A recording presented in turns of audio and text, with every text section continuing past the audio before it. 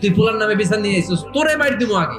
ওমরে ফারুক যখন খলিফা, দিনের বেলায় যদি রাষ্ট্রে কোনো নিয়ম জারি করতেন, দিনের বেলায় জনগণকে কোনো বিষয়ে যদি নিষেধ করতেন, রাত্রে বেলায় খাওয়ার সময় ফ্যামিলি মেম্বারদের সবাইকে বলতেন, এই দিনের বেলা আমি জনগণকে এই কাজ করতে নিষেধ করেছি, তোমরা আমার ফ্যামিলি মেম্বার, খবরদার তোমরা এই কাজ করো না।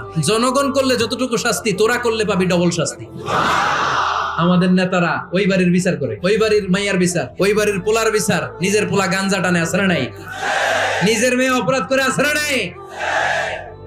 কি নেতা ছিলেন ওমরে ফারুক, নিজের ছেলেকে 80টা বেত মেরেছেন। ওমরে ফারুক রাদিয়াল্লাহু তাআলা আনহুর ছেলে আব্দুর রহমান ছিলেন মিশরে, ওখানে নাবিজ খেয়েছিলেন। নাবিজ হচ্ছে আরব দেশের লোকেরা দুধের মধ্যে শক্ত খুরমা রাত্রেবেলা ঢেলে দিত, ঢেলে দিলে সারা রাত ওই খুরমার রসটা দুধের সাথে মিশে দুধটা লাল হয়ে যেত, এটারে সকালবেলা খেত, খুব সুস্বাদু, এটাকে বলে নাবিজ। কিন্তু এটা রাতে ভিজাইলে সকালেই খাইতে হয়, রেখে দিলে আবার একটু সমস্যা হয়, এটা অনেকটা তারির মতো হয়ে যায়, মাতলামি চলে আসে। তো ওমরে ফারুকের ছেলে নাবিজ